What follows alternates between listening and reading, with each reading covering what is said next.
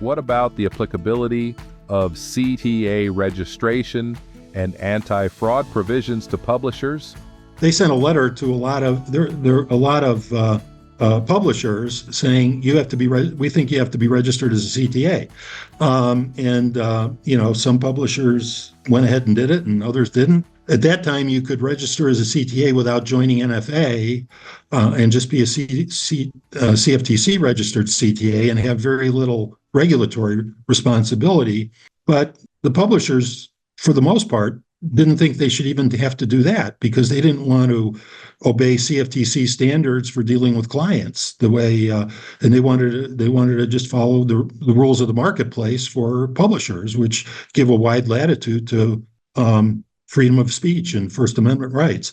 And the CFTC was taking the position that this was so-called commercial speech, which is not entitled to as much protection as let's say news or politics, things like that, political speech. Eventually, what happened, I represented one publisher, which was Commodity Trend Service, and we said, just by bringing this investigation into us is chilling our rights of free speech, because now we're worried about this, and we think we don't have to register. And there was precedent in the securities field where a newsletter publisher actually went to all the way to the U.S. Supreme Court. He had been convicted of a felony. It was Lowe versus SEC. He had been convicted of a felony, and the SEC said, well, you have to be an investment advisor to publish your newsletter, and we're not going to let you be registered because you have a felony conviction. And he prevailed at the Supreme Court on First Amendment grounds. And so we used that as precedent. There was kind of a parallel action going on in Washington at the same time as ours. And ours got dismissed by the district court. District court said, no, you can't sue them. You have to basically have to wait till there's a decision in your case before you can sue. And we took it to the Court of Appeals here in Chicago, and it actually got picked up by the University of Chicago as a student briefing. The students briefed that one semester, so the courtroom was filled with law students who had briefed this issue because it was an interesting issue about the First Amendment and when you could bring suit. And so the Court of Appeals decided we could. They didn't decide the merits. They just decided, yes, we could bring this case to challenge the investigation on the First Amendment ground without waiting for the whole thing to be done. So we went back to the district court, and the district court ruled in our favor on the registration, but said they could still investigate you as to fraud. Either they appealed the holding against them, and we cross-appealed, but eventually we argued the whole thing before the Court of Appeals, and we were arguing that no, you can't apply CFTC standards of fraud to a publisher. Again, for First Amendment grounds, we're not fiduciaries. We don't have to keep the. We can basically use free speech as long as we're not, committing fraud. And if we commit fraud, there are plenty of ways to remedy it other than the CFTC applying CTA standards. And the Court of Appeals, I believe, either affirmed the First Amendment part about not registering, or else it wasn't appealed. But they did rule against us on the fraud part of it. And what the CFTC, the CFTC on the other case in Washington had actually appealed that one on the registration issue. But then what they did was they made it moot by having a no action that the publishers didn't have to register, as long as you were an impersonal publisher. So that issue never really got litigated at the appellate level, and that's what we're dealing with now. And eventually, the CFTC actually kind of wrote the word client out of the CTA law by saying it's the same as a customer, which I in my personal capacity, actually filed a comment on that regulation saying it wasn't appropriate because Congress said client, not customer for CTAs, but the CFTC went ahead and made that rule. So they've really locked in the Publishers don't have to register, but they have to comply with CFTC fraud standards under the laws it ended up. How about agricultural contracts with embedded options? I represented Cargill in that case. Essentially, it was a forward contract with an embedded option feature. So these were contracts in which Cargill bought grain from the farmers.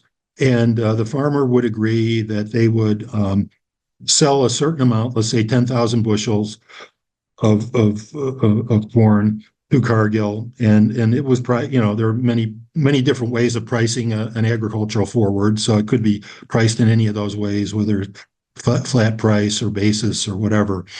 But then they would also grant what was in effect an embedded call option to Cargill that if it hit a certain price at the settlement time, they were bound to deliver another 10,000 bushels to Cargill at that price.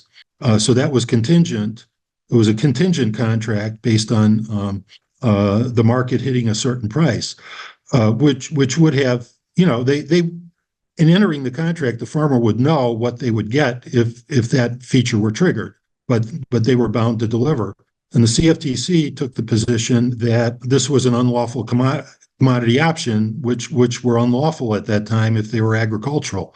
Because when the CFTC allowed options in the early 80s, they specifically excluded the agricultural options from that. We went to trial before a CFTC administrative law judge. The judge ruled on behalf of Cargill. Very lengthy opinion. Judge Levine was his name. He was a law judge for a number of years, and this was a very lengthy opinion.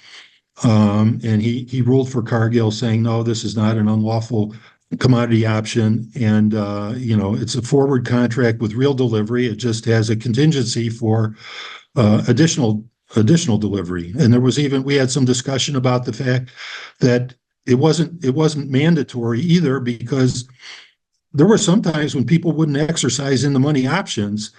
They called it pin risk, which there was.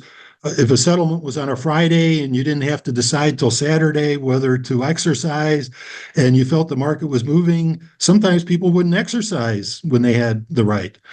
And so in some sense took it out of a mandatory type of option that we discussed. But at any rate, the CFTC Enforcement Division appealed that to the full CFTC. The full CFTC agreed. They weren't willing to say it was a forward contract. They just said it's not an unlawful commodity option.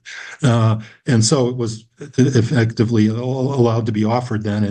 And since then, the various agricultural firms like Cargill have offered a lot of different types of contracts with embedded options. Before then, it was mainly, there were minimum price contracts, and there were maximum, and there were min-max, and that was about it. This was, I think, the first one that had an option feature that was a little bit different. What was the case with Newedge, Fimat, and Fluxo-Cane overseas? I represented Newedge USA in that case, which I think had been Fimat at the time of the events, but by then it was called Newedge.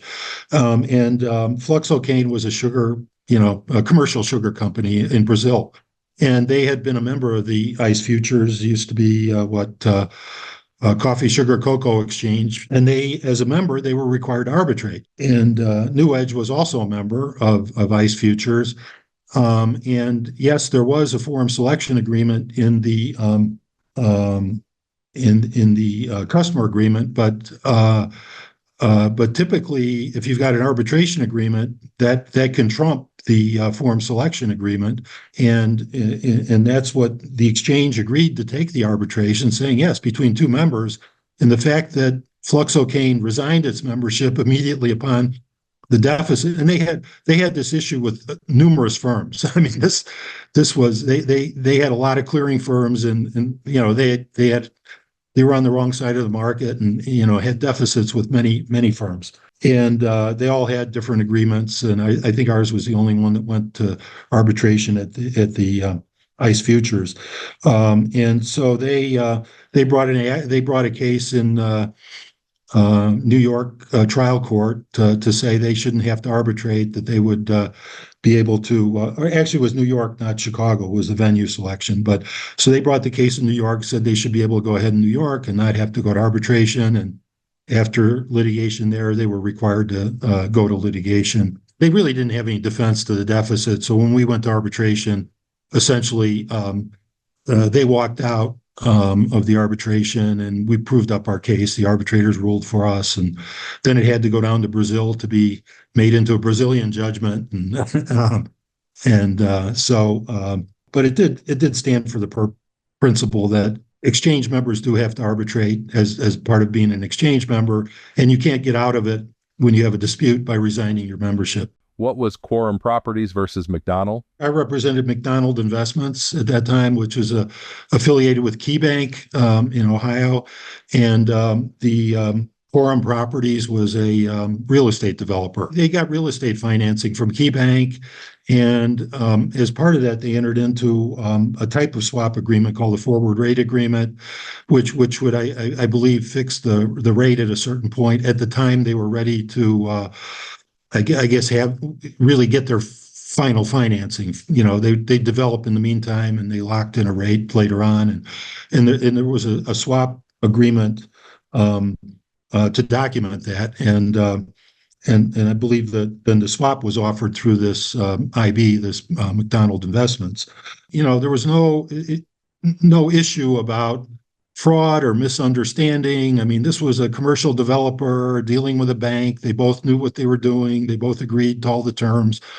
But it was kind of the nightmare that people used to talk about, that you'd have an agreement that would violate some technical regulatory requirement, and the person would try to disavow the entire agreement, even though it was commercially agreed upon and enforceable as a contract. And I think it had to do with the net worth of the Commodity Futures Modernization Act set up a number of requirements for swaps. And I believe they said that we didn't meet the net worth requirement, I think it was, for entering into a swap. And therefore, this was a illegal swap. And so we don't have to pay our settlement payment that we agreed to. They brought a reparations case at the CFTC. The judge, the administrative law judge, was going to hold a trial on this, and we argued that this needs to be decided as a matter of law. It's just not a valid defense. And we got an interlocutory appeal to the full CFTC, and I think they recognized the problem and the kind of commercial upset this would do if one of their judges ruled that customers could get out of swaps for some technical regulatory requirement that it could potentially upset the swaps market for no good reason. And legally, we felt we had a good defense anyway, because that 1989 swaps policy statement, if you looked at the requirements of that, this was within the safe harbor of that. There was no net worth requirement the way there was with the CFMA. And we said that had never been rescinded. So that continued in effect, even though you had the CFMA had other requirements for swaps that you could qualify. And the CFTC agreed with that and issued an order resolving the case that way, dismissing the claim, saying this agreement qualified as a swap under the swaps policy statement, and therefore it was fully enforceable. The CFTC law was not going to interrupt or allow the customer to disavow their obligations.